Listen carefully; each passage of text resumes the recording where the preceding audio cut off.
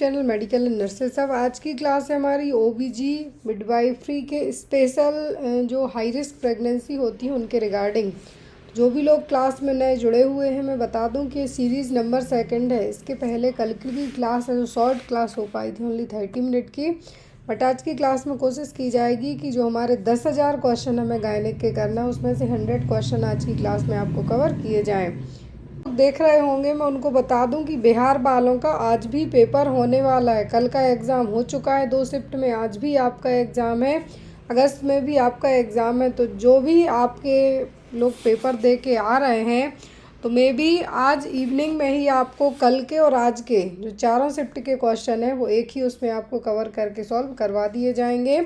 आज की ही जो रात वाली क्लास होगी। एक और गुड न्यूज़ आप सभी को है, जैसा मैंने आपसे कहा था, थ्योरी क्लासेस स्टार्ट हैं।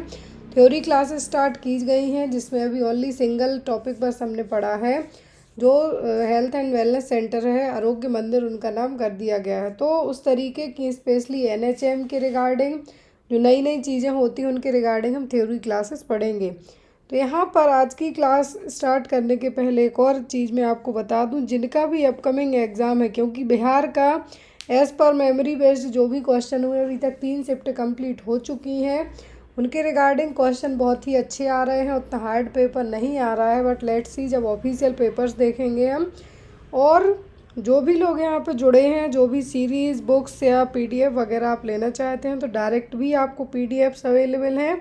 बुक्स आप फ्लिपकार्ट के थ्रू भी ले सकते हो, डायरेक्ट भी ले सकते हैं।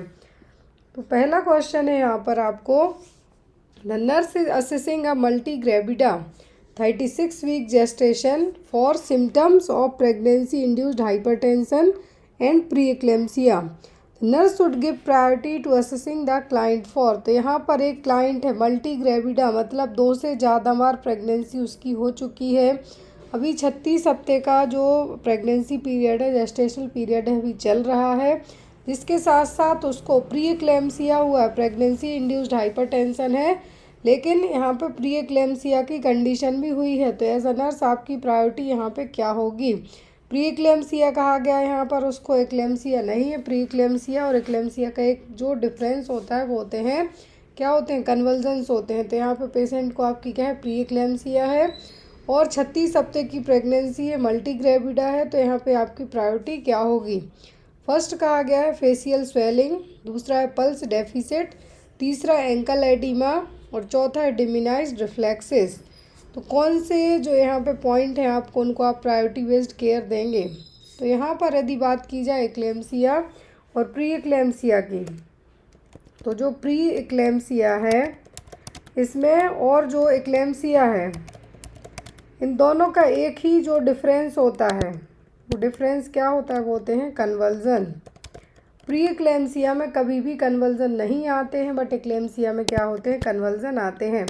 हाई बीपी दोनों में रहेगा, प्रोटीन यूरिया देखने को मिलेगा, स्वेलिंग होगी, लेकिन यहाँ पर जो कन्वल्जन है ओनली एक्लेम्सिया में ही आएंगे। यदि एक्लेम्टिक फिट्स आ जाती हैं देन मैनेज करना थोड़ा सा प्रॉब्लमेटिक हो जाता है। तो यहाँ पर हाई रिस्क प्रेगनेंसी है। तो डिमिनाइज्ड रिफ्लेक्सेस देखने को कब मिलेंगे? जब आपके क्लाइंट को प्री एक्लेम्सिया को ट्रीट करने के लिए मैग्नीशियम सल्फेट दिया जा रहा है, तो ये नॉर्मल है। डिमिनाइज्ड रिफ्लेक्सेस नॉर्मल है क्योंकि एक्लेम्सिया को ट्रीट करने में दिए जा रहे हैं। एंकल एडिमा और पल्स डेफिसिट यहाँ पर ये आपके नहीं होंगे। यहाँ पर होगा फेशियल स्वेलिंग। क्या होगा? फेशियल स्वेलिंग देखने को मिलेगी, क्योंकि यहाँ पर कंडीशन वर्स्ट होते जा रही है। आप जब भी अपने गायनिक के पास जाते हैं, डॉक्टर के पास जाते हैं, तो यहाँ पे आपका बीपी चेक किया जाता है और यहाँ पर तो ऑलरेडी फाइंड आउट है कि प्री एक्लेम्सिया का केस है। फेशियल स्वेलिंग होते जा रही है, मतलब ब्लड विजन भी होने के चांसेस हो सकते हैं, हेडेक भी हो रहा होगा। तो इन सभी चीज़ों को देखते हुए जो आपकी प्रायोरिटी होगी वो क्या होगी? फेशियल स्वेलिंग होगी, क्योंकि यहाँ पे आपके क्लाइंट की कंडीशन वर्स्ट आउट होती जा रही है। और यहाँ पर जो एंकल एडिमा, तो ये प्री एक्लेम्सिया वाली प्रेगनेंसी के नॉर्मल प्रेगनेंसी में भी ये देखने को मिलते हैं, क्योंकि फ्लूइड ओवरलोड होता है। और पल्स डेफिसिट यहाँ पर ये है, जो कोई पॉइंट यहाँ पे आपका नहीं बनता है।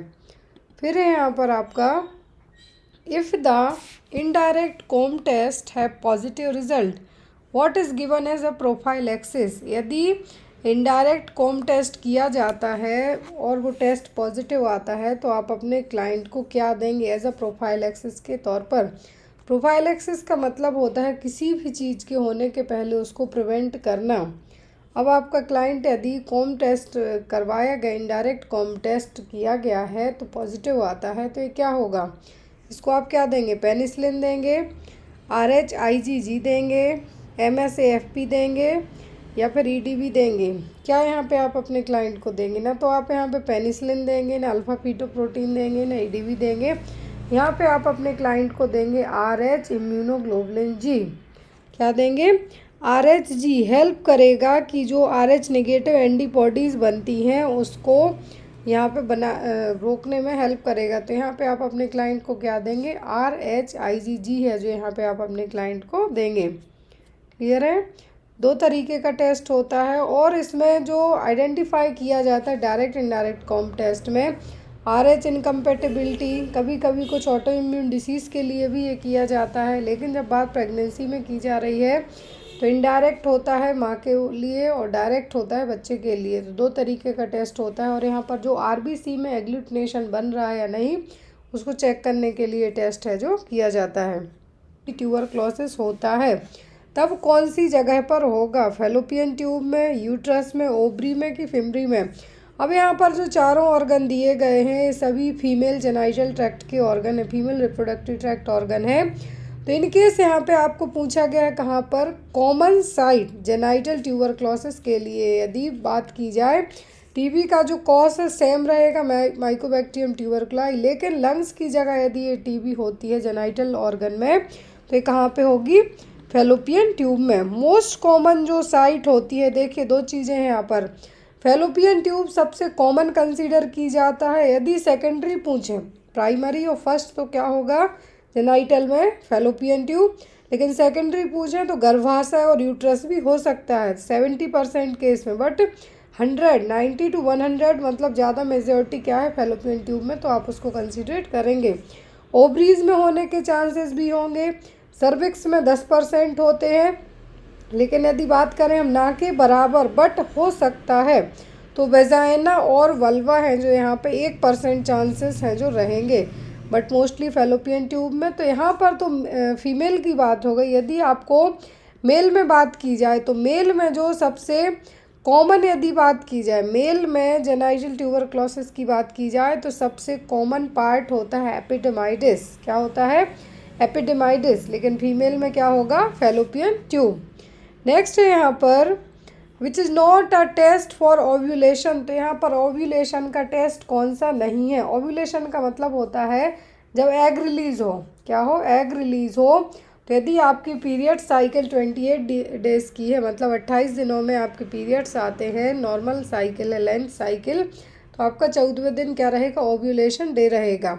बट यदि आपको कुछ इरेगुलरिटीज़ हैं तो यहाँ पर ओव्यूलेशन का डे भी आपका क्या रहेगा, इरेगुलर ही रहेगा। तो कौन सा टेस्ट यहाँ पर नहीं किया जाता है, पहले में है फर्न टेस्ट, दूसरे में है बेसल बॉडी टेम्परेचर जिसको आप BBT के नाम से भी याद रख सकते हैं, हिस्ट्रोस्कोपी या फिर LH सर्ज। तो यहाँ पर कौन सा टेस्ट है जो नहीं किया जाएगा, फर्न टेस्ट किया जाता है। फर्न टेस्ट को कहा जाता है सलाइवा फर्न टेस्ट और ओव्यूलेशन टेस्ट।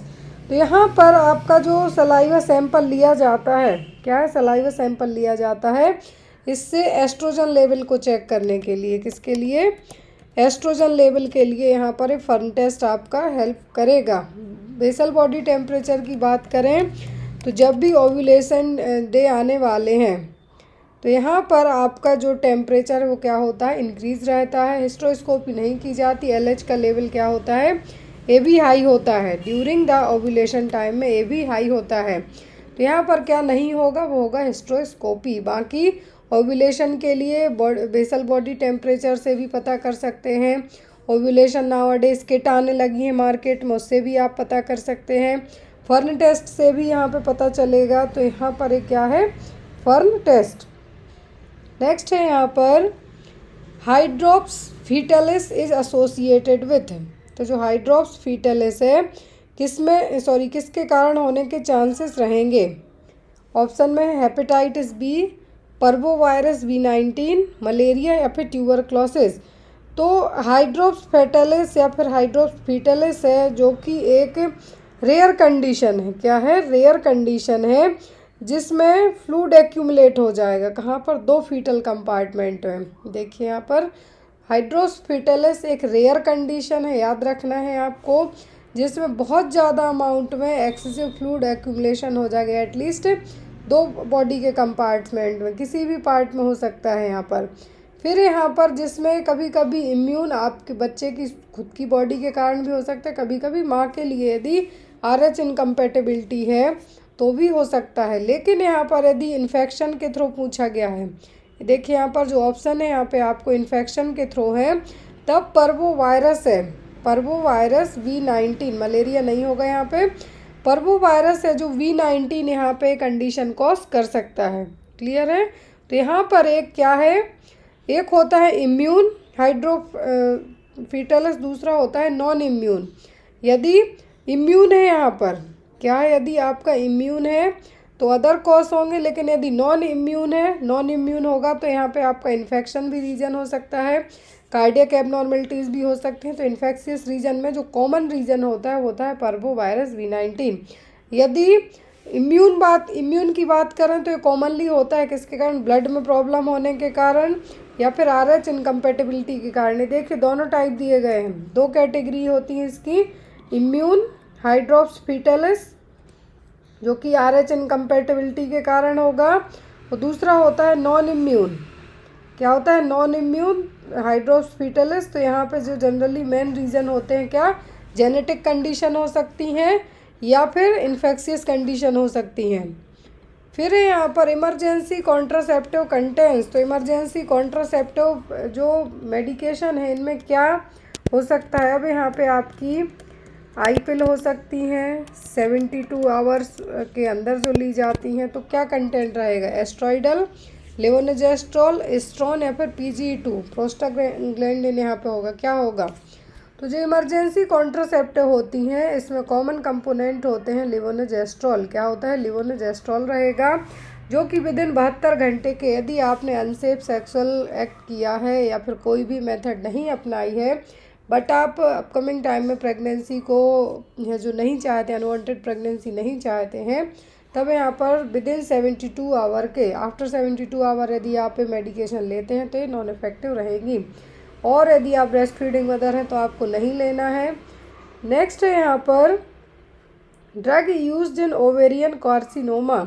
तो यदि ओवरी में कैंसर हुआ है, कार्सिनोमा हुआ है, तब कौन सी मेडिकेशन है जो यूज़ की जाएंगी? सिस्प्लेटिन, मीथोट्रेक्सेट, साइक्लोफॉस्फामाइड या फिर डेकार्विजिन। तो कौन सी मेडिसिन है जो यहाँ पर ओवेरियन कैंसर को ट्रीट करने में यूज़ की जाएंगी? तो यहाँ पर जो मेडिकेशन दी गई हैं और एग्ज़ाम में भी ये आती हैं, तो सिस्प्लेटिन, मीथोट्रेक्सेट और डेकार्वाजिन, ये तो एग्ज़ाम में आती हैं। तो यहाँ पर जो डेकार्वाजिन है एल्कलाइटिंग एजेंट है, और इनका इस्तेमाल जनरली किया जाता है किसके लिए? यदि लिम्फेटिक सिस्टम वाला कोई भी कैंसर हुआ है या कार्सिनोमा हुआ है, कहाँ पर? लिम्फेटिक वाले में यहाँ पे इनको यूज़ किया जाएगा। मीथोट्रेक्सेट यहाँ पे नहीं होगी, बट ये भी एंटी कैंसर ड्रग है। यहाँ पे कॉमनली जो यूज़ की जाती है ओवेरियन कैंसर के लिए वो होती है सिस्प्लेटिन। क्या होगी? सिस्प्लेटिन। फिर यहाँ पर ओव्यूलेशन कैन बी इवालुएटेड बाय। तो ओव्यूलेशन को इन कौन सी मेथड के थ्रू आप चेक कर सकते हैं कि आने वाले हैं ओव्यूलेशन या एग रिलीज होने वाला है? ऑप्शन में cervical mucus, cervical colour, cervical dilatation या फिर सर्वाइकल इफासमेंट। तो डायलिटेशन इफासमेंट तो लेबर के दौरान आपको देखने को मिलेगा। नॉर्मली आपको यहाँ पे ओनली ओव्यूलेशन चेक करना है, तो वो सर्वाइकल म्यूकस के थ्रू ज़्यादा अच्छे से पता चलेगा। जितना ज़्यादा स्टिकी म्यूकस होगा दैट मीन्स आपका जो एग है वो रिलीज़ होने वाला है। करने के लिए बेसल बॉडी टेम्परेचर भी यूज़ किया जाता है। ट्रांसवेजाइनल सोनोग्राफी के थ्रू भी पता कर सकते हैं यदि जिनको इनफर्टिलिटी की समस्या हो रही है, बच्चे कंसीव नहीं कर पा रहे हैं उस केस में। तो यहाँ पर ओव्यूलेशन का जो मेन रीज़न होता है वो ये होता है कि एग कब रिलीज़ होने वाला है। तो उसके लिए सर्वाइकल म्यूकस यदि आप बाय यूरिन के थ्रू चेक करना चाहते हैं, तो जो ओव्यूलेशन टेस्ट किट आती हैं उससे कर सकते हैं। यदि सर्वाइकल म्यूकस की बात करें तो थिक रहेगा ड्यूरिंग द ओव्यूलेशन, और थिक होने के साथ साथ बहुत ज़्यादा चिपचिपा भी रहेगा, स्टिकी रहेगा और वाइट कलर का रहेगा। दैट मीन्स यहाँ पर एक क्या है आपका ओव्यूलेशन, इसके थ्रू आप डिटेक्ट कर सकते हैं कि एग आपका विद इन 36 घंटे या 32 घंटे या 40 घंटे, ये कह सकते हैं हम कि विद इन 2 डेज़ के अंदर एग रिलीज होने वाला है। ब्लड टेस्ट के थ्रू भी पता कर सकते हैं। LH लेवल है जो बढ़ा हुआ रहता है जब ओव्यूलेशन आने वाला हो। नेक्स्ट वन है मीफेप्रोस्टोन इज़ नॉट यूज्ड इन। तो मीज़ेप्रोस्टोन और मीफेप्रोस्टोन आपने पढ़ी हैं, अबॉर्शन की जो मेडिकेशन है, बट इनका इस्तेमाल किस केस में नहीं किया जाएगा। ऑप्शन में है आपका abortion, Cushing syndrome, PPH and cervical ripening. किस केस में यहाँ पर किस केस में मीफेप्रोस्टोन यूज़ नहीं की जाएगी। तो यहाँ पर अबॉर्शन में तो की जाती है, अबॉर्शन में मीफेप्रोस्टोन को यूज़ है जो किया जाता है, कंफर्म ड्रग है। यदि फर्स्ट ट्राइमेस्टर का जो क्या है बेबी कंसीव हुआ, फीटस कंसीव हुआ है, तो उसको अबॉर्ट करने के लिए एज़ पर MTP एक्ट किसका इस्तेमाल किया जाता है, बट विदाउट डॉक्टर प्रिस्क्रिप्शन इसको ना लें। लेकिन मीफेप्रोस्टोन का यूज़ है जो कभी कभी कुशिंग सिंड्रोम में भी किया जाता है। यदि कुशिंग सिंड्रोम के केस में क्या हो रहा हो, हाई ब्लड शुगर लेवल हो रहा हो, सर्जरी नहीं की जा सकती है, तब इसको यहाँ पे इस्तेमाल कर सकते हैं, तब यहाँ पे मीज़ेप्रोस्टोन यूज़ की जाती है। सर्वाइकल राइपनिंग के लिए भी इसका इस्तेमाल किया जाता है। किसके लिए? सर्वाइकल राइपनिंग के लिए भी इसका इस्तेमाल किया जाता है। लेकिन यहाँ पर PPH को मैनेज करने के लिए मीफेप्रोस्टोन का यूज़ नहीं किया जाएगा। PPH के लिए तो जनरली ऑक्सीटोसिन यूज़ होता है, सबसे कॉमन यूज़ किया जाता है क्या, ऑक्सीटोसिन होता है। मीज़ोप्रोस्टोल हो सकता है, क्या है, मीज़ोप्रोस्टोल हो सकता है, बट मीफेप्रोस्टोन यहाँ पे नहीं होगी। मीफेप्रोस्टोन है, इसका यूज़ है जो स्पेशली यदि अर्ली प्रेगनेंसी अवॉइड करना है तो यूज़ किया जाएगा। और इसमें होता है प्रोजेस्टेरोन हार्मोन। क्या होता है? Progesterone hormone. और प्रोजेस्टेरोन ज़रूरी किसके लिए होता है? प्रेगनेंसी को कंटिन्यू करने के लिए। किसके लिए? प्रेगनेंसी को कंटिन्यू करने के लिए जो नॉर्मल हार्मोन ज़रूरी है वो क्या है? वो है प्रोजेस्टेरोन। लेकिन इसमें जब प्रोजेस्टेरोन रहता है, क्या है, प्रोजेस्टेरोन के लेवल को ये क्या काम करेगा? सप्रेस करने का काम करेगा। तो यहाँ पर आपका जो मीफेप्रोस्टोन यूज़ किया जाएगा अबॉर्शन में, कुशिंग सिंड्रोम के केस में यदि हाई ब्लड शुगर हो रहा है तब इसका इस्तेमाल होगा, सर्वाइकल राइपनिंग में भी इसका यूज़ किया जाएगा। तो यहाँ पर प्रोजेस्टेरोन लेवल को कम करने के लिए मीफेप्रोस्टोन यूज़ किया जाएगा। और प्रोजेस्टेरोन ज़रूरी होता है एक टर्म कंटिन्यूस प्रेगनेंसी को आगे बढ़ाने के लिए। लेकिन जब उस हार्मोन को सप्रेस किया जाएगा, स्टॉप किया जाएगा, प्रेगनेंसी आगे नहीं जाएगी और बेबी अबॉर्ट हो जाएगा।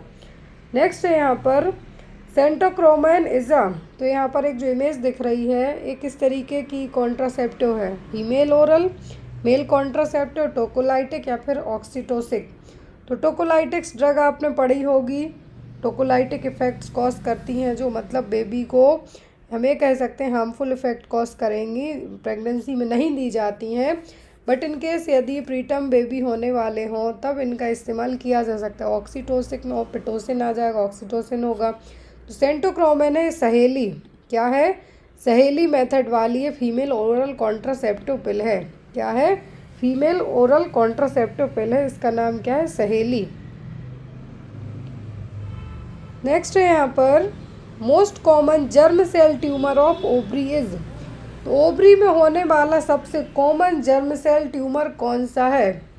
डिसजर्मिनोमा, डर्मोइड, स्ट्रोमा ओवरी या फिर टॉक्सोप्लाज्मोसिस। ये सब कंडीशन ओवरी में होती हैं, लेकिन सबसे कॉमन जर्म सेल ट्यूमर की बात की जा रही है तो वो होता है डर्मोइड। जस्ट लाइक सिस्ट जैसे बनेंगी, इसमें कैसे बनेंगी? सिस्ट जैसे बनेंगी ओवरी में। तो ये क्या है? डर्मोइड जर्म सेल ट्यूमर है। देखिए दो तरीके का ट्यूमर होता है ओवरी में, एक होता है कौन सा?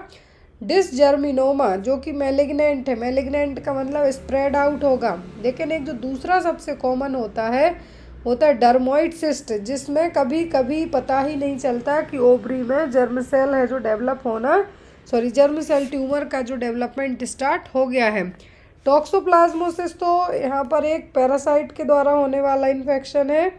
तो लेकिन जो सबसे कॉमन है, सबसे कॉमन है वो क्या होगा यहाँ पर, वो होगा डर्मोइड सिस्ट। क्या होगा, डर्मोइड सिस्ट। और यहाँ पर ये जो एक और ऑप्शन दिया गया है क्या है, स्ट्रोमा ओवरी। क्या है, स्ट्रोमा ओवरी रेयर टाइप का टेराटोमा है जो कि थायराइड टिश्यू में देखने को मिलेगा। यहाँ पर आपको जो ओवरी नाम दिया गया है तो यहाँ पे थायराइड में होने वाली प्रॉब्लम, लेकिन यदि थायराइड में प्रॉब्लम है तब उसके कारण हो सकता है, बट जो कॉमन यहाँ पे होगा जो कि एक तरीके का क्या है, बिनाइन ट्यूमर है। और ये हम बात करें तो ये क्या है यहाँ पर, मैलिग्नेंट। आपको याद रखना है मैलिग्नेंट हमेशा स्प्रेड होता है, बट बिनाइन वहीं वहीं अपनी ग्रोथ करेगा, स्लो ग्रोथ करेगा। नेक्स्ट है यहाँ पर best parameter to estimate age in first trimester is. यदि फर्स्ट ट्राइमेस्टर चल रहा है तो बेस्ट इंडिकेटर क्या होगा कि बेबी की जो लेंथ है वो क्या है या बच्चा कितना है, या फर्स्ट ट्राइमेस्टर को फाइंड आउट करने के लिए कौन सा तरीका बेस्ट होगा, crown rump length, BPD, corrected BPD, या फिर हेड सरकमफेरेंस, क्या होगा। तो बेस्ट पैरामीटर होता है CRL। इसको क्या कहा जाता है फर्स्ट ट्राइमेस्टर में चेक करने के लिए, होता है क्राउन रम्प लेंथ। क्या होती है, क्राउन रम्प लेंथ। ये देखिए 3 पैरामीटर होते हैं। यदि पहले को बात करें हम, यहाँ पे मैं फिर से नोट करती हूँ कि यदि फर्स्ट ट्राइमेस्टर की बात की जाए, फर्स्ट की, तो CRL crown rump length. Second की बात की जाए तो बाई पैराइटल डायमीटर होगा, मतलब BPD। यदि थर्ड की बात की जाए तो फीमर लेंथ से सबसे अच्छा पता चलता है, किससे, फीमर लेंथ से, क्योंकि जब तक बच्चे की फीमर बोन है जो सबसे लॉन्गेस्ट बोन है वो भी बन जाती है। तो यहाँ पर तीनों के लिए फर्स्ट पूछा तो CRL, सेकंड पूछा तो BPD, थर्ड पूछा तो फीमर लेंथ। अभी देखिए जो क्राउन रम्प लेंथ है इसको चेक कैसे किया जाता है, सबसे एक एक्यूरेट मेथड भी कंसीडर होती है। यदि आप अपना LMP भूल गए हैं, सोनोग्राफी में आप गए बताने, अब वहाँ पे समझ में नहीं आ रहा कि कितने हफ्ते की प्रेगनेंसी है, तो इनिशियल 13 वीक्स तक का, 13 वीक्स 14 दिन तक, 13 वीक्स 6 डे हैं, मतलब एक हाई एक्यूरेसी पता करने के लिए कि कितने दिन का फीटस है, जेस्टेशनल एज क्या है, सबसे अच्छा पता चलेगा किससे, क्राउन रम्प लेंथ से। किससे, क्राउन रम्प लेंथ से। और यहाँ पर क्योंकि इस टाइम पर जो ट्रांसवेजाइनल सोनोग्राफी यदि की जाती है तो यहाँ पर अर्ली एम्ब्रियोनिक स्ट्रक्चर्स भी डेवलप होते हैं इनिशियल फर्स्ट ट्राइमेस्टर में, तो यहाँ पर CRL से अच्छा कोई भी मेथड नहीं होगी जो फर्स्ट ट्राइमेस्टर में बता पाएगी कि कितना है जो बच्चे की हाइट लेंथ हुई है। तो यहाँ पर सेफेलिक पोल से रम्प ऑफ द एम्ब्रियो, कहाँ से, सेफेलिक से लेके यहाँ पे रम्प ऑफ द एम्ब्रियो तक यहाँ पे चेक किया जाएगा। नेक्स्ट है यहाँ पर the height of a child is double the birth weight at the age of. तो बच्चे की हाइट पूछा है, वजन नहीं पूछा है, ध्यान दीजिए।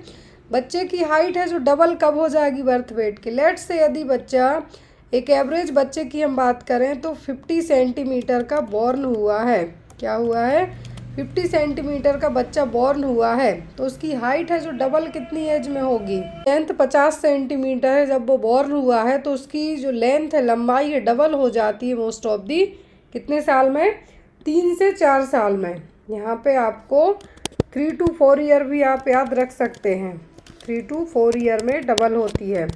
लेकिन जब यदि आप बच्चे के वजन की बात करते हैं, यदि बच्चे के वजन की बात करें हम, तो शुरुआती 10 दिनों तक बच्चे का वजन क्या होता है, 10 परसेंटाइल तक कम हो जाता है। क्यों, डायूरेसिस के कारण।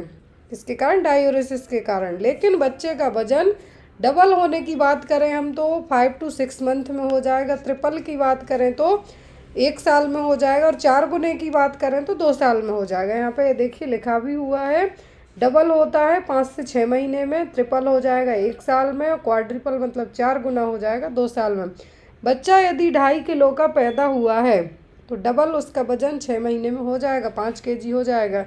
एक Indian normal healthy term baby की हम बात करें 2.5 kg से 3.5 kg तक के बॉर्न होते हैं, तो यहाँ पे डबल, ट्रिपल, क्वाड्रिपल 4 गुना 2 साल में हो जाएगा। बट हाइट है जो ऐसे नहीं बढ़ेगी कि बच्चे की हाइट 6 महीने में डबल हो जाए। हाइट है जो यहाँ पर स्लोली बढ़ेगी, 1 साल में कितना, 50%, कितना, यदि बच्चे का वजन बच्चे की लंबाई 50 सेंटीमीटर के साथ वो पैदा हुआ है तो उसकी हाइट है जो डबल होने में उसको मे बी 3 से 4 साल तक का समय लग जाएगा। तो यहाँ पर एक साल में कितना 50% बढ़ेगी, दूसरे में 75, तीसरे चौथे में जाते जाते फिर तीसरे साल से हाइट थोड़ा स्लो होती है, जब चौथे साल तक पहुँचेगा तब बच्चा अपना 100 सेंटीमीटर हाइट को कवर कर पाएगा। फिर यहाँ पर all of the following group of newborn are at an increased risk of hypoglycaemia except. तो यहाँ पर सभी न्यूबॉर्न बेबी हैं जो हाइपोग्लाइसीमिया के यहाँ पे चांसेस हैं किसी एक को छोड़कर। Birth asphyxia, maternal diabetes, large for gestational age, term AGA baby on exclusive breast feeding. तो सभी न्यूबॉर्न बेबीज़ को चांस है हाइपोग्लाइसीमिया होने के किसी एक को छोड़कर। बर्थ एस्फेक्सिया रीज़न हो सकता है, लार्ज साइज बेबी नॉर्मल है, यदि माँ को क्या हुआ है यहाँ पे डायबिटीज़ रही है तब तो हाइपोग्लाइसीमिया बच्चे को होगा ही होगा। तो यहाँ पे लार्ज साइज बेबी होते हैं यदि जेस्टेशनल डायबिटीज़ है तो। अब यहाँ पर जो according to gestational age, term AGA का मतलब है अकॉर्डिंग टू जो जेस्टेशनल एज बेबीज़ हैं, तो यहाँ पर उनका जो बर्थ वेट है, क्या है, बर्थ वेट है शुरुआती टाइम पर क्या होता है, कम होता है। तो यहाँ पर 10th एंड 90 परसेंटाइल तक होते हैं यहाँ पे बच्चे, 10th और 19th परसेंटाइल तक जो एजीए बेबी होंगे तो यहाँ पर उनको भी यहाँ पे चांसेस रहेगा। लेकिन यदि मैटरनल डायबिटीज़ है तो यहाँ पर एक्सेप्शनल फैक्टर में आपका जाएगा, किसमें, एक्सेप्शनल फैक्टर में ये आपका जाएगा। फिर है यहाँ पर आपको question, the following are recognised sign of raised intracranial tension in a 9 month old infant with hydrocephalus except. देखिए यहाँ पे बच्चे की उम्र कितनी दी गई है, 9 मंथ है जो बच्चे की उम्र दी गई है, बेबी है 9 मंथ का इन्फेंट है और उसको हाइड्रोसेफेलस है। हाइड्रोसेफेलस में क्या होगा, लार्ज हेड का बेबी हो जाएगा, आईसीपी बढ़ जाएगा, सीएसएफ ऑक्यूमुलेट होगा। तो सभी साइन है किसी एक को छोड़कर। Bulging fontanelle, increased in head size, papilledema या फिर सनसेट साइन। सनसेट साइन देखने को मिलेगा ही मिलेगा, हेड साइज बढ़ जाती क्योंकि सीएसएफ एक्यूमुलेट होगा, फॉन्टेनेल भी वल्ज रहेंगे, आगे की तरफ रहेंगे क्योंकि शुरुआत में फॉन्टेनेल क्लोज नहीं होते हैं। तो यहाँ पर जो पेप्लिडेमा होगा ये देखने को मिलता है चिल्ड्रंस में, किसमें, चिल्ड्रंस में, जो एज चिल्ड्रन है उनमें ये साइन देखने को मिलेगा पेप्लिडेमा, बट इन इन्फेंट्स में नहीं होगा। इन्फेंट्स में जो साइन देखने को मिलते हैं, bulging fontanelle, rapid increase in head circumference, that means head size large रहेगी, स्कैल्प बेंस विजुअलाइज होंगी, प्रोमिनेंट का मतलब प्रॉपर दिखेंगी, बच्चा वॉमिट करेगा, क्राई भी करेगा, लिथार्जिक भी रहेगा, कभी कभी आईसीपी बढ़ने के कारण बच्चे को सीजर्स भी आ सकते हैं। यदि आईसीपी इंट्राक्रैनियल प्रेशर बढ़ता है तो सीजर्स भी आ सकते हैं। सनसेट आई भी देखने को मिलेंगी, आंखें नीचे की तरफ जाएंगी, झुकी झुकी रहेंगी। और यदि हम बात करते हैं पेप्लिडेमा की तो यदि जो बड़े बच्चे हैं उनमें ये देखने को मिलेगा, बट इन इन्फेंट्स में ये नहीं होगा। फिर यहाँ पर pulmonary plethora is seen in all except, pulmonary plethora सब में देखने को मिलेगा किसी एक को छोड़कर। वेंट्रिकुलर सेप्टल डिफेक्ट है, atrial septal defect, Fallot of tetralogy और टेरेटोलॉजी ऑफ फैलेट पढ़ सकते हैं आप, और है पीडीए पेटेंट आर्ट्रियोसस। तो पल्मोनरी प्लेथोरा देखने को मिलेगा किसी एक को छोड़कर। तो पल्मोनरी प्लेथोरा का मतलब होता है कि जो पल्मोनरी वेस्कुलरिटी है या फिर परफ्यूजन है वो क्या रहेगा, हाई रहेगा। क्या रहेगा, वेस्कुलरिटी बढ़ी हुई हो या फिर पल्मोनरी परफ्यूजन हो तो चेस्ट एक्सरे में कंडीशन देखने को मिलेगी। और ये देखने को मिलती है जनरली कंजेनाइटल हार्ट डिसीज़ के एएसडी में, पीडीए में, वीएसडी में। लेकिन आपका जो टेरेटोलॉजी ऑफ फैलेट है उस केस में देखने को नहीं मिलेगा। कुछ इन सम केसेस में साइनोटिक कंजेनाइटल हार्ट डिसीज़ में देखने को मिलेगा, लेकिन ना के बराबर। तो यहाँ पर भी आप क्या कह सकते हैं कि फैलेट ऑफ टेरेटोलॉजी और टेरेटोलॉजी ऑफ फैलेट में देखने को नहीं मिलेगा। यहाँ पर तो होता है बूट शेप्ड हार्ट। नर्सिंग के हिसाब से यदि हम अंदाज़ा लगाएं तो यहाँ पर आपको एग्ज़ाम में जो क्वेश्चन बनता है सबसे कॉमन वो होता है टेरेटोलॉजी ऑफ फैलेट में बूट शेप्ड हार्ट। नेक्स्ट है यहाँ पर for NRR to be 1 couple protection rate should B.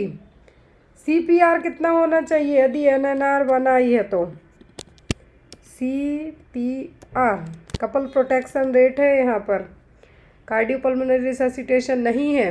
तो यदि NRR 1 है तो कपल प्रोटेक्शन रेट 60% होना चाहिए। कितना होना चाहिए? 60%।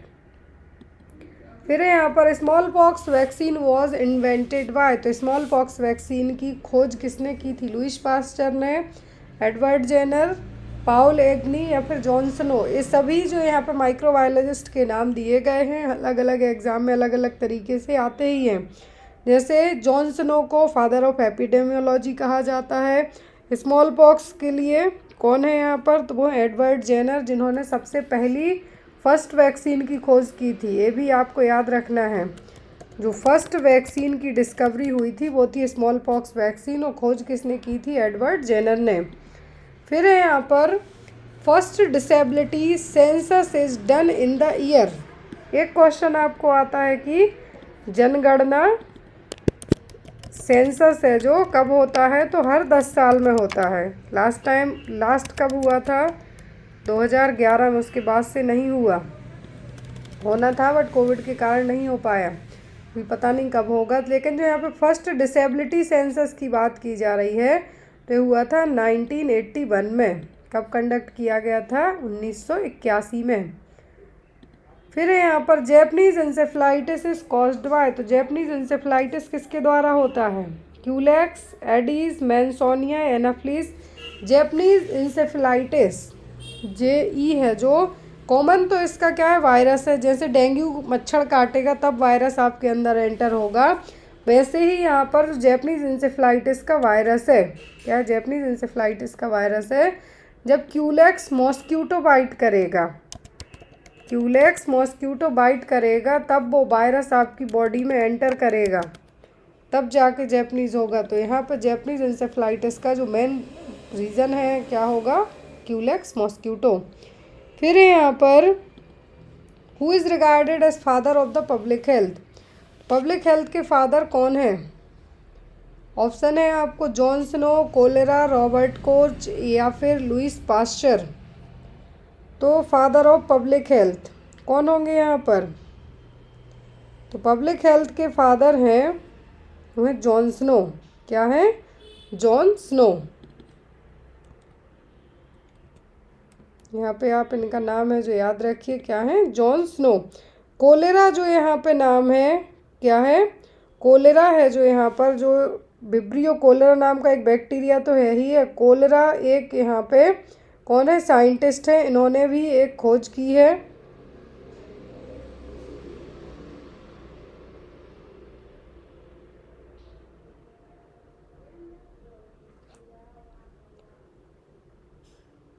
नेक्स्ट है यहाँ पर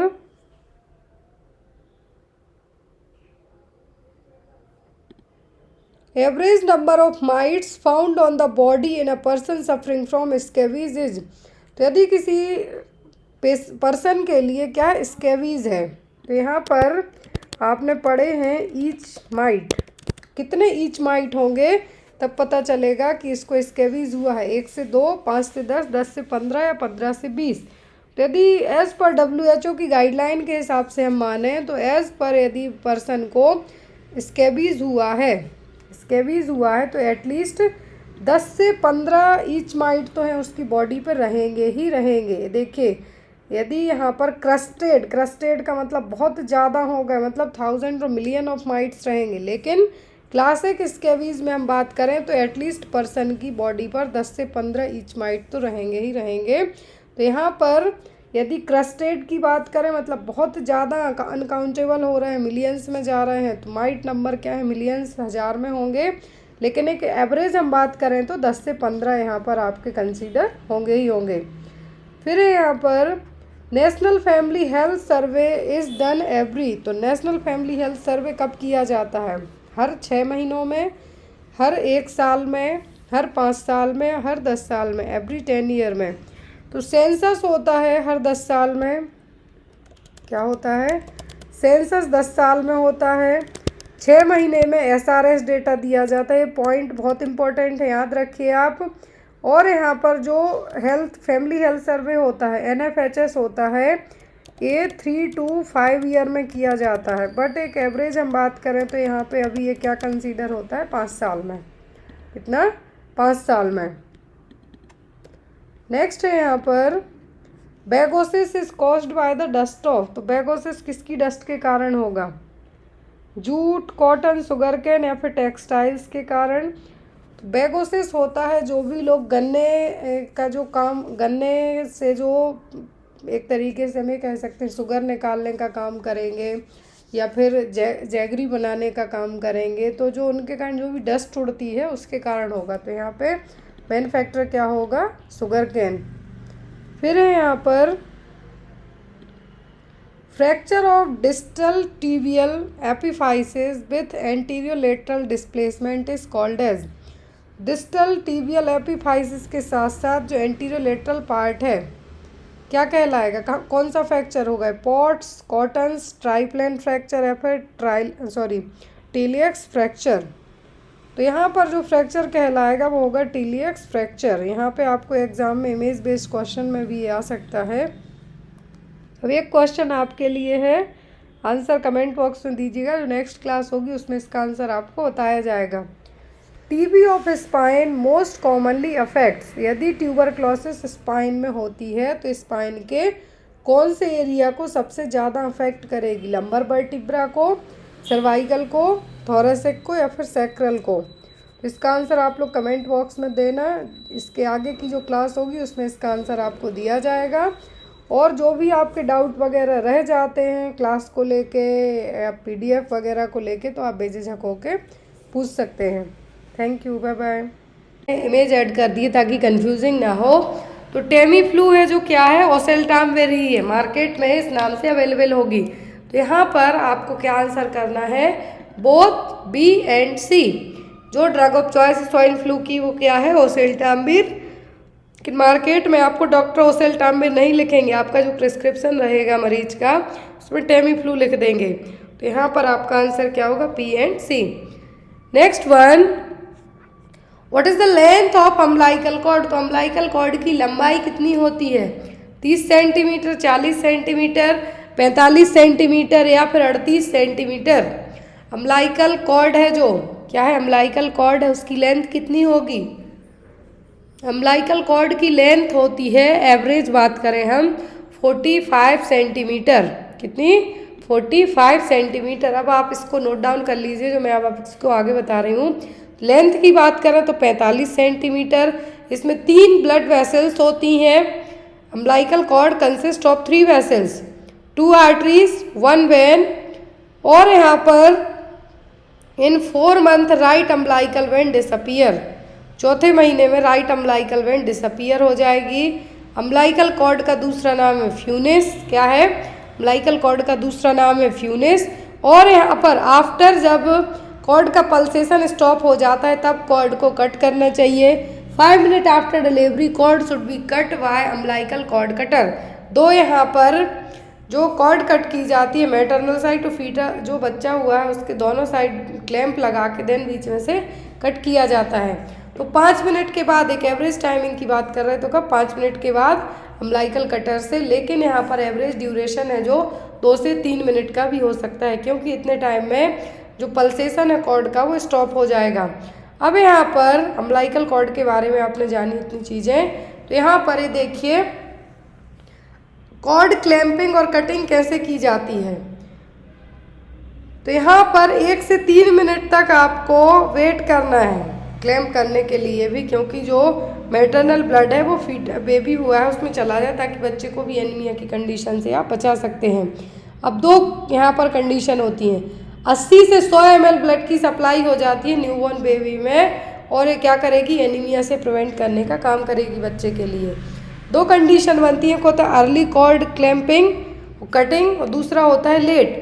अर्ली क्लैंपिंग कटिंग कब की जाती है? जब माँ को कुछ ऐसी बीमारी हो, RH इनकम्पेटिबिलिटी वाली माँ हो या फिर कुछ और अदर ऐसी प्रॉब्लम हो जो बच्चे को भी ट्रांसफ़र हो सकती है। तो ऐसे केस में आपको एज अर्ली एज पॉसिबल है जो कॉर्ड कटिंग करनी होगी। जैसे हाइपरवॉलेमिया, यदि आप अर्ली कॉर्ड कटिंग करते हैं तो हाइपरवॉलेमिया से भी बच्चे को बचा सकते हैं। HIV इन्फेक्टेड मदर है तो बच्चे को इन्फेक्शन ट्रांसमिट होने से बचा सकते हैं। कुछ यदि मल्टीपल जेस्टेशनल है तो prevent second baby from anaemia. तो यदि मल्टीपल जेस्टेशन का मतलब है कि ट्विन प्रेगनेंसी है तो फर्स्ट बच्चे का कॉर्ड कटिंग करके दूसरे बच्चे को आप एनीमिया से बचा सकते हैं। अब दूसरा आता है डिले कॉर्ड क्लैंपिंग।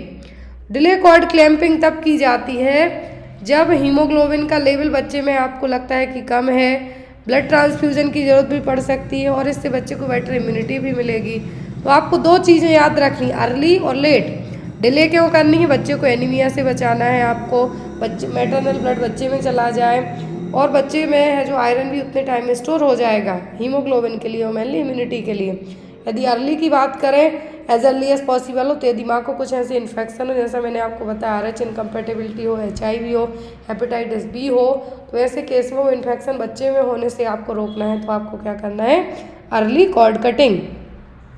3 वेन होती हैं, टोटल 3 वेसल्स होती हैं, 2 आर्टरीज 1 वेन। आर्टरी कैरी करती हैं डीऑक्सीजनेटेड वेन और जबकि जो अम्लाइकल वेन है ऑक्सीजनेटेड ब्लड को कैरी करेगी, प्लेसेंटा से बच्चे को लेके जाएगी, और जो आर्टरी है जो डीऑक्सीजनेटेड ब्लड है वो बच्चे से कैरी करके प्लेसेंटा तक लेके जाएंगे जहाँ पर गैसों का एक्सचेंज होगा। एक जो फीटस है 80 से 100 ml ब्लड की सप्लाई कर जाएगा यदि डिले कॉर्ड क्लैंपिंग और कटिंग आप करते हैं तो। नेक्स्ट क्वेश्चन है which kind of pelvis is ideal pelvis for pregnancy. तो प्रेगनेंसी के लिए एक आइडियल पेल्विस कौन सी होगी? गायनेकॉइड, एंड्रॉइड, एंथ्रोपॉइड या फिर प्लेटेप्लॉइड। तो कौन सी पेल्विस है जो प्रेगनेंसी के लिए आइडियल मानी जाएगी? प्रेगनेंसी के लिए जो आइडियल पेल्विस है वो कौन सी होती है? गायनेकॉइड शेप में। कौन सी? Gynaecoid pelvis. दूसरी होती है एंड्रॉइड, तीसरी एंथ्रोपॉइड और लास्ट होती है प्लेटेप्लॉइड। तो यहाँ पर ये देखिए 4 टाइप की पेल्विस हैं। गायनेकॉइड होती है 50%, जिसकी इनलेट होती है कैसी? राउंडेड शेप में। कैसी? इनलेट राउंडेड शेप में, वेजाइनल डिलीवरी के लिए बहुत ही सुटेबल आइडियल मानी जाती है। दूसरा 25% होती है एंथ्रोपॉइड पेल्विस, जिनकी इनलेट होती है ओवल शेप में और यहाँ पर जो डिलीवरी होती है वो फेस टू प्यूबिस में होगी, मतलब नॉन रोटेशन देखने को मिलेगा यहाँ पर। तो इस तरीके की पेल्विस में एंड्रॉइड ट्रायंगुलर और हार्ट शेप इनकी इनलेट रहेगी। एग्जाम में आपको आता है ट्रायंगुलर और हार्ट शेप इनलेट किस में होती है? एंड्रॉइड पेल्विस में। और यहाँ पर पेरिनियल इंजरीज है जो होने के चांसेस रहेंगे, डिलेड डिलीवरी भी हो सकती है। प्लेटेप्लॉइड जो कि रेयर पाई जाती है, ट्रांसवर्सली ओवल रहेगी और यहाँ पर वेजाइनल डिलीवरी के लिए सुटेबल पेल्विस नहीं है। क्लियर? तो यहाँ पे आपको मेनली याद रखना है कि जो most suitable female pelvic shape है वो क्या है? गायनेकॉइड, जिसमें round pelvic inlet and shallow pelvic cavity रहेगी विथ शॉर्ट इशियल स्पाइन के साथ में। अभी आपको मैंने कल जो एक पेपर सॉल्व कराया था उसमें एंथ्रोपॉइड पेल्विस का जो इनलेट पूछा था। अब आपको हो सकता है अपकमिंग एग्जाम में गायनेकॉइड का पूछे इनलेट, राउंडेड शेप, एंथ्रोपॉइड का ओवल शेप, एंड्रॉइड का हार्ट शेप या फिर ट्रायंगुलर, और ट्रांसवर्सली ओवल होगा किसका? प्लेटेप्लॉइड का। नेक्स्ट क्वेश्चन है how many type of sutures are in fetal skull. Fetal skull में कितने टाइप के सूचर्स रहेंगे? फ्रंटल, कोरोनल, लैम्डॉइड या फिर all of the above. Fetal skull में सूचर्स की बात की जा रही है। फीटल स्कल में जो सूचर्स होंगे फ्रंटल भी होगा, कोरोनल भी होगा, लैम्डॉइडल भी होगा और सजाइटल भी होगा। यहाँ पे इस इमेज से आप देखिए फ्रंटल सूचर होते हैं 2 फ्रंटल बोन्स के बीच में। कहाँ पर? 2 फ्रंटल बोन्स के बीच में जो सूचर है वो क्या है? Frontal suture. कोरोनल सूचर देखिए आप, कोरोनल होता है एक फ्रंटल और पैराइटल बोन के बीच में। कहाँ पर? बिटवीन फ्रंटल और पैराइटल बोन। फिर आपका आता है लैम्डॉइडल सूचर। क्या है? लैम्डॉइडल सूचर, जो कि लैम्डा शेप में ही दिखाई देता है। इसमें 2 पैराइटल, एक इस तरफ से और एक इस तरफ से, और एक पीछे की जो ऑक्सीपिटल बोन है वो यहाँ पे जुड़ेगी, तो ये क्या कहलाता है? लैम्डॉइडल सूचर। सजाइटल सूचर जो बीच में आप देख रहे हैं, यहाँ पर 2 पैराइटल बोन्स जुड़ेंगी। याद रखना है फीटल स्कल के सूचर, तो वो है फ्रंटल, कोरोनल, लैम्डोइडल, सेजाइटल। फ्रंटल मतलब दो फ्रंटल बोन्स के लिए, सूचर्स का मतलब जहाँ पर दो बोन्स आके जुड़ेंगी वो एरिया है। कोरोनल फ्रंटल और पैराइटल बोन्स के बीच में, लैम्डोइडल दो पैराइटल और एक ऑक्सीपिटल बोन के बीच में, सेजाइटल दो पैराइटल बोन्स के बीच में रहने वाला सूचर है। नेक्स्ट यहाँ पे क्वेश्चन देखिए, how many parts of the fetal skull, तो फीटल स्कल के कितने पार्ट होते हैं? वॉल्ट ऑफ द क्रेनियम और रूफ, फेस, बेस या फिर ऑल ऑफ द अबव। कितने पार्ट होते हैं फीटल स्कल के? तो फीटल स्कल के ये सभी पार्ट हैं। वॉल्ट है मतलब वॉल्ट ऑफ द क्रेनियम जिसको आप रूफ कह सकते हैं, फेस, बेस, यहाँ पर ये सभी हैं। देखिए वॉल्ट की जो बोन होती हैं 7 है, दो फ्रंटल, दो पैराइटल, दो टेम्पोरल और एक ऑक्सीपिटल बोन। ये देखिए वॉल्ट मतलब है पूरा क्रेनियम वाला पार्ट, फेस मतलब आगे का, बेस मतलब नीचे तरफ का।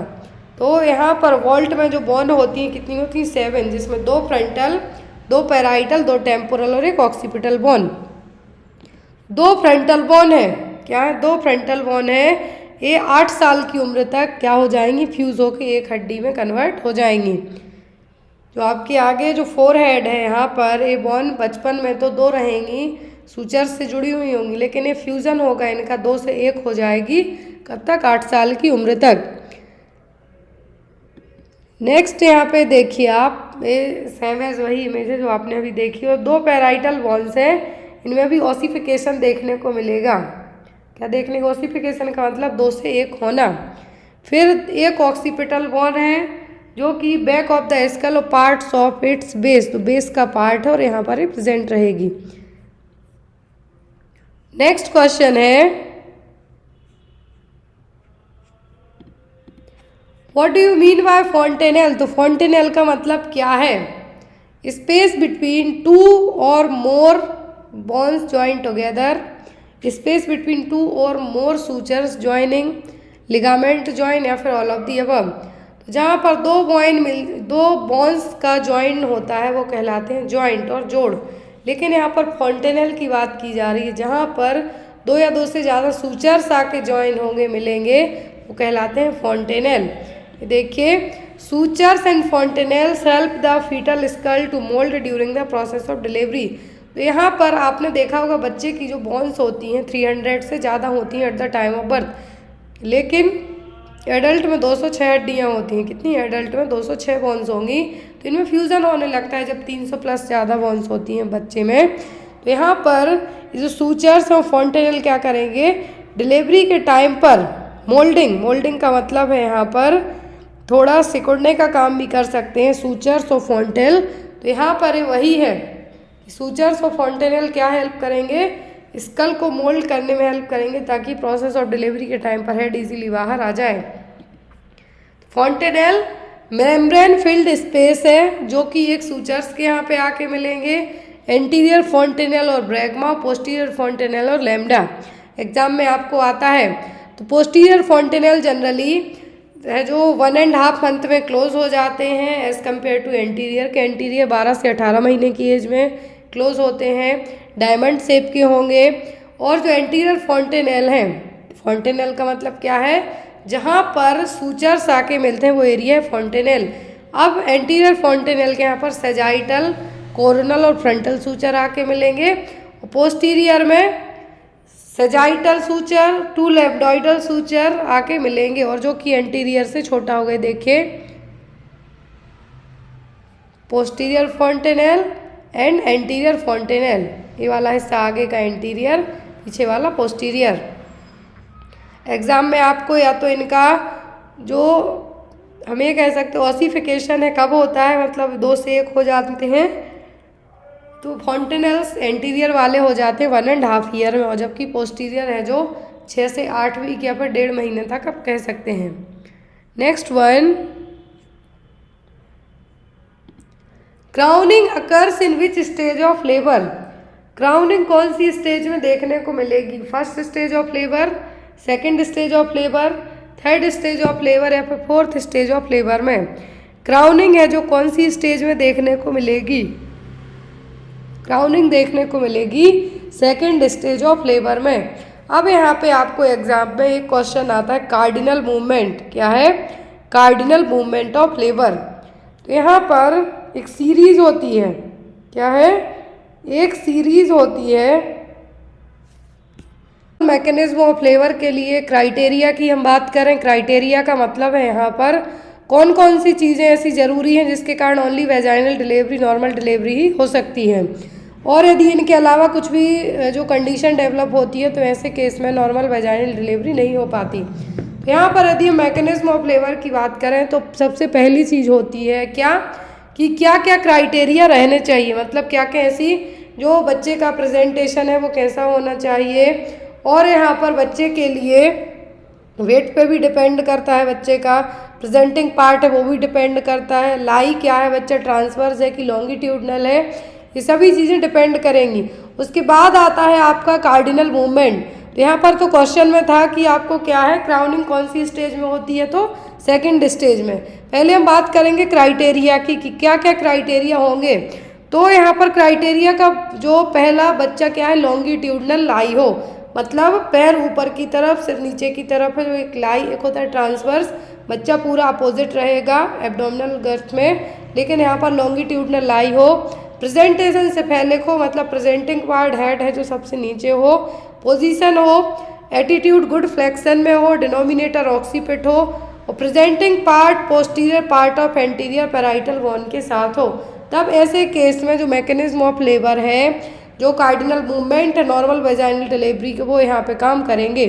ये देखिए सीक्वेंस वाइज, पहले क्या होगा, हेड इंगेज्ड होगा, फिर फ्लेक्शन होगा हेड में, फिर इंटरनल रोटेशन होगा, फिर होगी क्राउनिंग, मतलब हेड जब विजिबल है जो दिखने लगता है वो क्राउनिंग, फिर extension of and birth of the head, पहले बर्थ जो हेड बाहर आएगा, देन हेड पकड़ के रेस्टिट्यूशन होगा, मतलब पूरा एक तरीके से टर्न हो जाएगा, फिर internal rotation off shoulder and external rotation of head, and पहले शोल्डर फिर आफ्टर दैट ट्रंक है जो बाहर आएगा। तो ये क्या है, पूरा कार्डिनल मूवमेंट है, स्टेप बाय स्टेप आपको एग्जाम में सीक्वेंस में जमाने के लिए है जो आ सकते हैं। नेक्स्ट क्वेश्चन है, what is the normal position of uterus. Uterus की नॉर्मल पोजीशन क्या है? एंटीवर्जन, एंटी फ्लेक्शन, पोस्टीरियर, एंटीवर्जन एंड रेट्रोफ्लेक्शन, या फिर none of the above. Normal position होती है यूट्रस की एंटीवर्जन और एंटी फ्लेक्शन। क्या है? एंटीवर्जन और एंटी फ्लेक्शन। तो यहाँ पर एंटीवर्जन और एंटी फ्लेक्शन में क्या है, एंटीवर्जन में जो एंगल बनता है, एक जो एंगल बनेगा long axis of the vagina के, यहाँ पर जो एंगल बनेगा वो 90 डिग्री का बनेगा, ये पोजीशन कहलाती है एंटीवर्जन। लेकिन जब यही angle long axis of the cervix से बनेगा, कहाँ से, सर्विक्स से, जो वेजाइना से बनता है, तो ये 90 डिग्री के एंगल पर बनेगा और ये कहलाएगा एंटीवर्जन। लेकिन जब यही एंगल सर्विक्स के यहाँ से चेक किया जाएगा तो ये कितना होगा, 170, और ये पोजीशन कहलाती है एंटी फ्लेक्शन, एंटीवर्जन और एंटी फ्लेक्शन। नेक्स्ट देखिए question, what is the normal size of uterus. तो यूट्रस की नॉर्मल साइज क्या है? 7.5 into 0.5 into 1.25 centimetre, 7.5 into 5 into 1.5। तो यहाँ पर इस तरीके से जो आपके ऑप्शन दिए हुए हैं, इसमें आपको बताना है लेंथ, विड्थ और थिकनेस। थिकनेस का मतलब यूट्रस की जो थिकनेस है वो क्या है, लेंथ मतलब लंबाई, विड्थ मतलब चौड़ाई। तो यूट्रस की जो नॉर्मल साइज है वो कैसी होती है, लेंथ, विड्थ और थिकनेस। तो वो होती है, लेंथ होती है 7.5 सेंटीमीटर, विड्थ होगी 5 सेंटीमीटर, और जो थिकनेस होगी 1.25 सेंटीमीटर। देखिए यहाँ पर लेंथ मतलब ये हो गई आपकी लंबाई पूरी बॉडी ऑफ द यूट्रस से लेके सर्विक्स के यहाँ तक, तो ये होती है 7.5 से 8 सेंटीमीटर, और जो विड्थ है चौड़ाई तो वो होती है 5, और थिकनेस वो होती है 1.25 सेंटीमीटर। एक नॉर्मल नॉन प्रेग्नेंट स्टेट में यूट्रस का वजन भी पूछे तो वो होता है 60 ग्राम, कितना, 60 ग्राम, और प्रेगनेंसी में 1000 से 1100 ग्राम तक पहुंच जाएगा। अगला क्वेश्चन है, what is the meaning of parturition. तो पार्चुरेशन का मतलब क्या है, labour, delivery, both A and B, या फिर APH। पार्चुरेशन, पार्चुरेशन का मतलब है प्रोसेस जिसमें बच्चे को जन्म दिया जाता है और उसमें लेबर और डिलीवरी दोनों इंक्लूडेड रहेंगे। चाइल्ड बर्थ, पार्चुरेशन का मतलब होता है चाइल्ड बर्थ, तो यहाँ पर लेबर और डिलीवरी दोनों कंबाइंड में क्या कहलाएंगे, पार्चुरेशन। एपीएच का मतलब होता है antepartum haemorrhage, before viability stage के पहले जो ब्लीडिंग होना स्टार्ट हो जाए, पेन आना स्टार्ट हो जाए, वो क्या कहलाता है, एंटीपार्टम हेमरेज। नेक्स्ट क्वेश्चन है what is the term weight of uterus. तो यूट्रस जो टर्म वेट की बात की जा रही, मतलब 37 वीक की प्रेगनेंसी है यदि, तो यूट्रस का वजन कितना होगा, 700 ग्राम, 900 ग्राम, 60 ग्राम या फिर 600 ग्राम। तो यदि हम बात करते हैं टर्म यूट्रस की, टर्म यूट्रस का मतलब है 37 वीक की प्रेगनेंसी में यूट्रस का वजन है वो कितना होगा, वो होता है 900 ग्राम से लेके 1100 ग्राम तक पहुंच जाता है, लेकिन एक एवरेज बात करें हम 900 to 1000 ग्राम तक। नॉन प्रेग्नेंट स्टेज में होता है कितना, यहाँ पर याद रखना है, नॉन प्रेग्नेंट स्टेज में कितना होगा, 60 ग्राम तक, 50 से 80 ग्राम माना जाता है, लेकिन एग्जाम पर्पज से आपको 60 ग्राम याद रखना है। और ये क्या है, टर्म, टर्म का मतलब है कि 37 वीक्स ऑफ जेस्टेशन में जो वजन है यूट्रस का वो कितना होगा, 900 ग्राम। अगला क्वेश्चन है the connection between umbilical vein and inferior vena cava in the fetal life is known as. जो कनेक्शन है अम्बिलिकल वेन और इंफीरियर वेना केवा के बीच में फीटल लाइफ में क्या कहलाता है, pulmonary artery, umbilical artery, ductus venosus या फिर डक्टस आर्टरियोसस। क्या कहलाएगा, कनेक्शन अम्बिलिकल वेन और इंफीरियर वेना केवा के बीच में फीटल लाइफ में, तो ये कहलाता है क्या, डक्टस वीनोसस। क्या है ये, डक्टस वीनोसस। अभी देखिए यहाँ पर और कनेक्शन भी है कि जो डक्टस वीनोसस है वो हाईएस्ट कंसंट्रेशन होता है, क्योंकि यही ऑक्सीजन और ब्लड की सप्लाई करेगा, ऑक्सीजनेटेड ब्लड की। प्लेसेंटा जहाँ पर गैसों का आदान प्रदान होता है। टर्म प्लेसेंटा के वजन की बात करें हम तो 500 ग्राम तक होता है, 1/6 ऑफ द बेबी वेट के होता है। आर्टरीज जो कि डीऑक्सीजनेटेड ब्लड को कैरी करती हैं फीटस से प्लेसेंटा तक। Umbilical when oxygenated blood carry करेंगी प्लेसेंटा से फीटस तक। फोरामेन ओवल लेफ्ट एट्रियम और राइट एट्रियम के बीच का कनेक्शन है। जब कहते हैं कि दिल में छेद है तो यही जो कनेक्शन है क्लोज नहीं हो पाता और इसको कह दिया जाता दिल में छेद है। डक्टस वीनोसस अम्बिलिकल वेन है जो क्या होगी, अम्बिलिकल वेन आफ्टर द, जो क्लोजिंग की बात करें हम तो आफ्टर द बर्थ के बाद जो फीटल लाइफ में क्या बनेगा, कनेक्शन बनेगा अम्बिलिकल वेन और इंफीरियर वेना केवा का फीटल लाइफ में कहलाता है डक्टस वीनोसस। आर्टरियोसस में जो आर्टरीज और आओर्टा, पल्मोनरी आर्टरी टू आओर्टा के बीच में जो कनेक्शन बनेगा आर्टरीज का वो कहलाता है ductus arteriosus. Next one, amniotic fluid is which kind of nature. तो एमनियोटिक फ्लूइड का नेचर क्या है, एल्कलाइन, एसिडिक है, बेसिक है कि नन ऑफ द अबव है। पीएच वैल्यू की बात करें हम तो इसी के हिसाब से आप जो एक आइडिया लगा सकते हैं एल्कलाइन, एसिडिक या बेसिक है। तो जो 0 से 14 तक की स्केल रेंज होती है, 7 तक जाती है रेंज, मतलब क्या है 7 तक यदि रेंज जाती है तो क्या है एल्कलाइन है, अबव 7 जाती है तो एसिडिक है। तो एमनियोटिक फ्लूइड का नेचर होता है एल्कलाइन नेचर का। क्लियर कॉन्साइज कलर में हो गए तो यहाँ पर एमनियोटिक फ्लूइड कैसा होगा, ये होगा एल्कलाइन नेचर। स्पेसिफिक ग्रेविटी होती है 1.010 तक। Next one, Grey Turner sign and Cullen sign of. तो ग्रे टर्नर साइन और कुलिन साइन किस में देखने को मिलेंगे, जिंजिवाइटिस में, पैंक्रेटाइटिस में, हेपेटाइटिस में या फिर ब्लिफराइटिस में। ये सभी कंडीशन एग्जाम में आती हैं। तो यहाँ पर है क्या, ग्रे टर्नर साइन, क्या है ग्रे टर्नर साइन और कुलिन साइन, ये दोनों देखने को मिलते हैं पैंक्रेटाइटिस में। जब पैंक्रियाज में इन्फेक्शन और इन्फ्लामेशन होता है तब ये साइन देखने को मिलेंगे। तो यहाँ पर ये देखिए ग्रे टर्नर साइन, क्या है ग्रे टर्नर साइन और कुलिन साइन। तो ग्रे टर्नर साइन है इंट्रा एब्डोमिनल जो एरिया है वहाँ पर यदि कुछ इन्फेक्शन होता है तो डिस्कलरेशन देखने को मिलेगा, कहाँ पर, इकोमाइसिस या प्रेब्डोमिनल गर्थ के यहाँ पर। तो ये क्या है, Turner, Grey Turner sign grey colour का होगा। इसलिए Cullen sign periumbilical ecchymosis मतलब अम्बिलिकल एरिया के नीचे की तरफ है जो नेक्रोटाइजिंग पैंक्रेटाइटिस के कारण हो सकता है या फिर कुछ अदर रीजन से। तो यहाँ पर ये क्या कहलाएगा, कोलिन साइन, और ये दोनों किसके क्लासिकल साइन है, पैंक्रेटाइटिस के।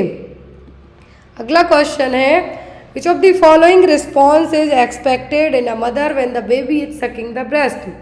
तो यहाँ पर कौन सा रिस्पॉन्स है जो आप एक्सपेक्ट करेंगे जब बच्चा माँ के ब्रेस्ट को सक करेगा, चूसेगा तब। Increase of hypothalamic response, increase of oxytocin, increase of adrenaline, या फिर ऑल ऑफ दी अबव। क्या है यहाँ पर जो बताएगा कि जो कौन सा रिस्पॉन्स होगा, माँ की बॉडी रिएक्ट करेगी जब बच्चा सक करेगा, तो वो ऑक्सीटोसिन लेवल का बढ़ना, इंक्रीज होना।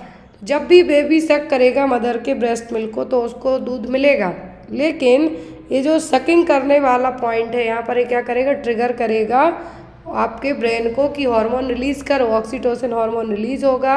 ऑक्सीटोसिन हार्मोन ही क्या करता है, जो यहाँ पर इजेक्ट करने का, क्योंकि प्रोलैक्टिन अपना काम करेगा कि डक्ट तक मिल्क बनाने का, लेकिन जब ऑक्सीटोसिन क्या करेगा, इस जो मिल्क बना हुआ है उसको इजेक्ट करने का काम करेगा, तो यहाँ पर ऑक्सीटोसिन का लेवल बढ़ेगा। नेक्स्ट इज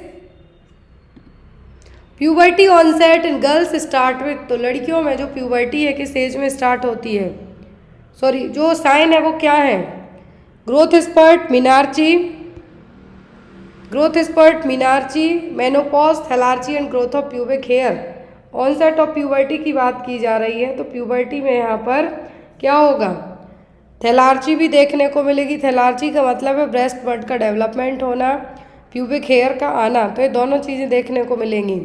तो यहाँ पर थैलार्ची में क्या है, फिजिकल मैचुरेशन भी होगा, और यहाँ पर जब यदि प्यूबर्टी पूछते हैं तो क्या है, थैलार्ची और ग्रोथ ऑफ प्यूबिक हेयर। लेकिन यदि मिनार्ची पूछें तो फर्स्ट पीरियड्स का आना क्या कहलाएगा, मिनार्ची।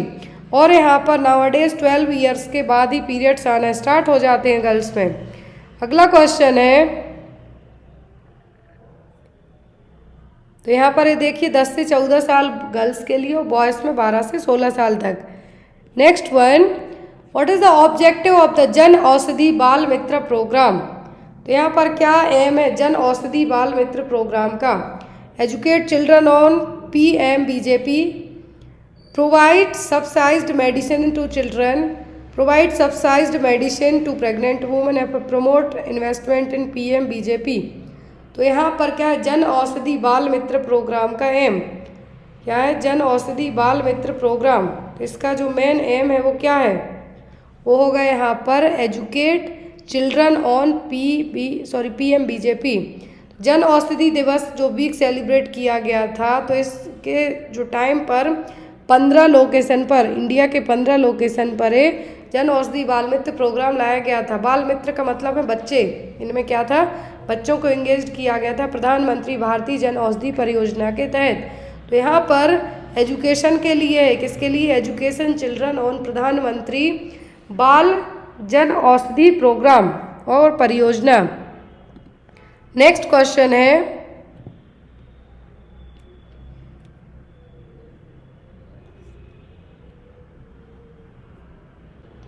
ये क्वेश्चन आ भी चुका है एग्जाम में।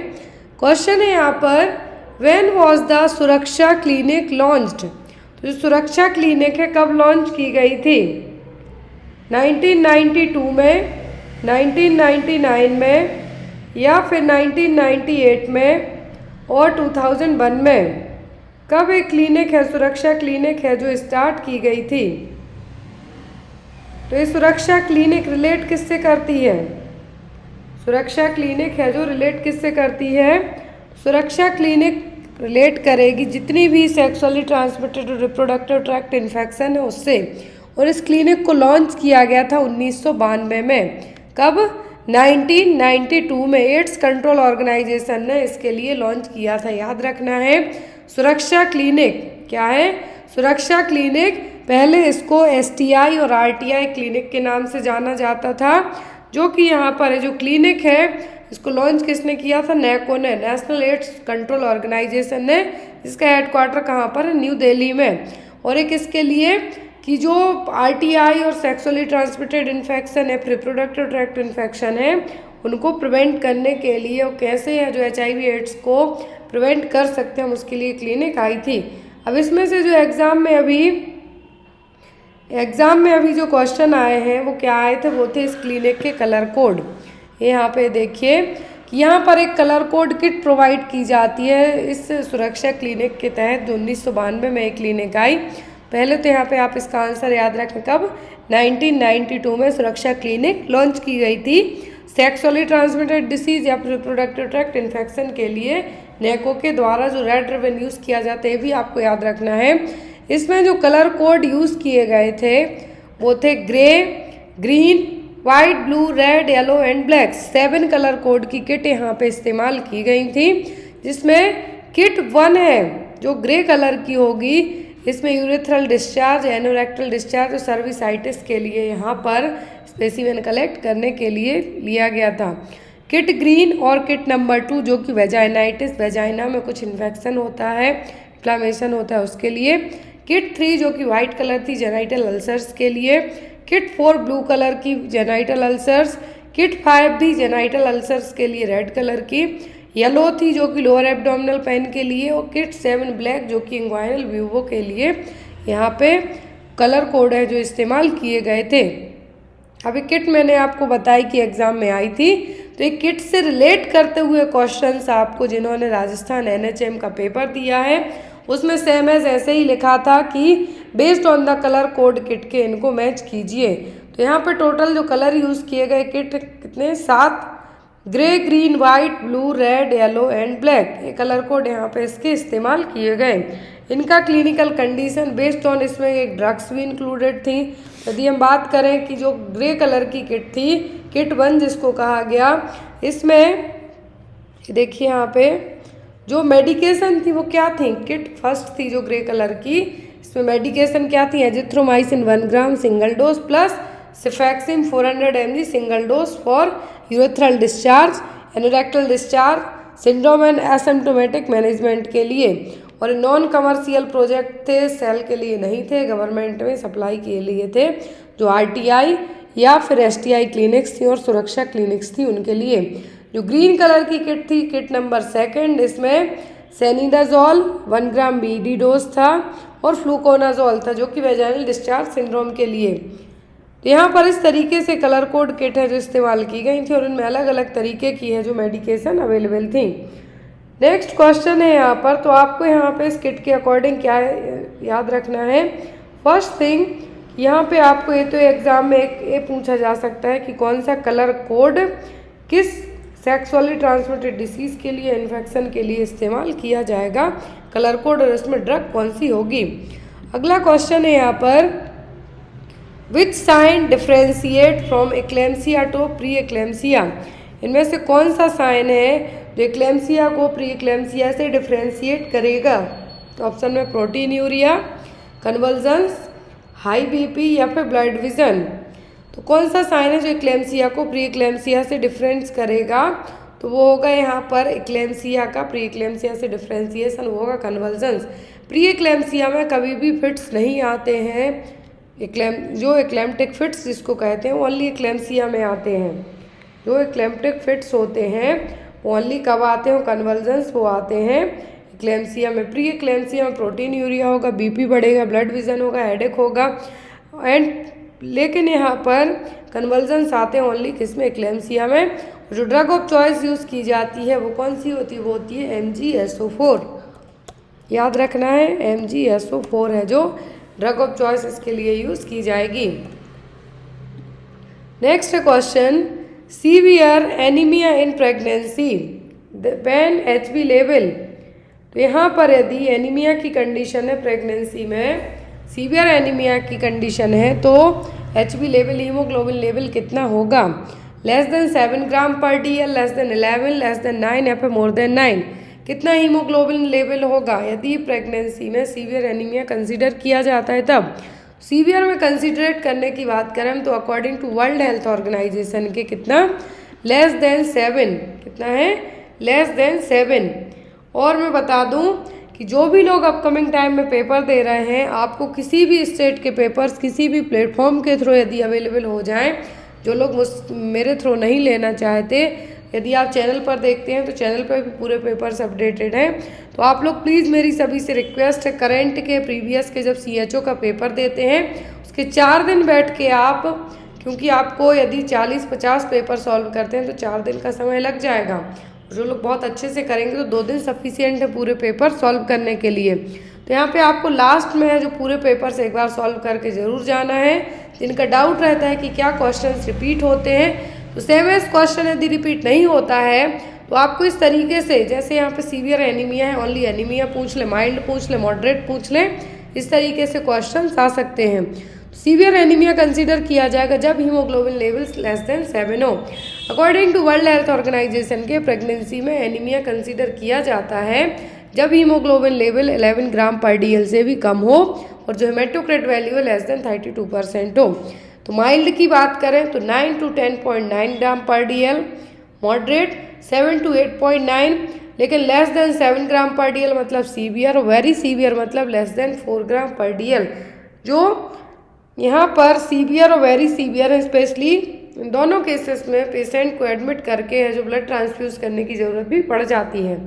तो यहाँ पर आपको बेस्ड ऑन WHO की जो प्रेगनेंसी में एनीमिया की डेफिनेशन है वो याद रखनी है। Next one, in labour room if oxytocin is not available then which drug of choice. और ये कह सकते हैं कि यदि लेबर रूम में ऑक्सीटोसिन अवेलेबल नहीं है तो कौन सी मेडिकेशन है जो यूज़ की जा सकती है। मीजोप्रोस्टॉल, एड्रेनालिन, मीफेप्रोस्टोन या फिर नन ऑफ दी अबव।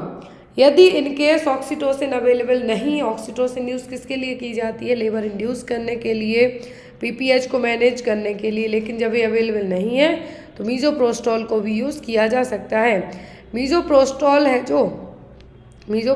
है ओरली, सबलिंगुअल, रेक्टल रूट से दी जाती है वेजाइनल डिलीवरी के पहले या फिर सपोजिटरी के तौर पर। क्योंकि यहाँ पर यदि ऑक्सीटोसिन एज ए सपोजिटरी भी यूज़ किया जाता है तो IV भी दिया जाता है, लेकिन मीजोप्रोस्टॉल ओरली भी दी जा सकती है, सबलिंगुअल दे सकते हैं, रेक्टल रूट के थ्रू दे सकते हैं, लेकिन इसको वेजाइनल नहीं दिया जाएगा वेजाइनल डिलीवरी को इंड्यूस करने के लिए। ये चीज़ आपको याद रखनी है। यदि ऑक्सीटोसिन अवेलेबल नहीं है तब पिटोसिन और oxytocin most of the cases में यूज़ किया जाता है, लेकिन जब अवेलेबल ना हो तब मीजोप्रोस्टॉल के थ्रू भी लेबर को इंड्यूस किया जा सकता है। मीजोप्रोस्टॉल क्या है? मीजोप्रोस्टॉल एक अबॉर्शन के लिए जो ड्रग यूज़ की जाती है वो है, लेकिन यदि अबॉर्शन में भी जो कंसेप्शियस मटेरियल है बाहर लेके आना है, सेम एज लेबर को इंड्यूस भी करने के लिए इसको यूज़ किया जा सकता है, लेकिन ऑक्सीटोसिन की एब्सेंस में। नेक्स्ट है यहाँ पे question, the drug administered to reduce the vertical transmission of HIV from mother to foetuses. यहाँ पर कौन सी ड्रग को यूज़ किया जा सकता है माँ से बच्चे को हमें HIV ट्रांसमिट होने से प्रिवेंट करना है? तो इंडेनाविर, लेमिविडिन, नेविरापाइन या फिर जोडियोविडिन, कौन सी मेडिकेशन को यूज़ किया जा सकता है? यदि कौन सी मेडिकेशन है जो यूज़ की जा सकती है यदि माँ को HIV है तो बच्चे को हमें प्रिवेंट करना है। यदि ओनली HIV के लिए पूछते क्या होता है HIV एड्स के लिए, तब आप क्या कहते हैं? जोडियोविडिन। लेकिन यहाँ पर वर्टिकल ट्रांसमिशन प्रिवेंट करना है तब क्या यूज़ करेंगे हमें? नेविरापाइन। यहाँ पे दोनों याद रखनी है। यदि डायरेक्ट HIV के लिए ड्रग ऑफ चॉइस पूछे तब कहना है जोडियोविडिन, ART ड्रग है, लेकिन नेविरापाइन की बात की जाए तो वर्टिकल ट्रांसमिशन के लिए नेविरापाइन को जो यूज़ किया जाएगा। तो यहाँ पर ट्रांसमिशन होता है हमेशा वायरस का 2 तरीके से होता है, एक होता है हॉरिजॉन्टल, दूसरा वर्टिकल। हॉरिजॉन्टल में वायरस है जो एक पर्सन में दूसरे में छींकने, खांसने या दूसरे अदर मोड के थ्रू जा सकता है, लेकिन वर्टिकल में माँ से बच्चे में ही ट्रांसमिट होगा। ऑफ स्प्रिंग में जो आने वाली जनरेशन है उसमें तो वो ट्रांसमिशन होगा, वो क्या कहलाएगा? वर्टिकल। और इस वर्टिकल ट्रांसमिशन के HIV को रोकने के लिए, प्रिवेंट करने के लिए ड्रग ऑफ चॉइस होगी वो क्या होगी? नेविरापाइन।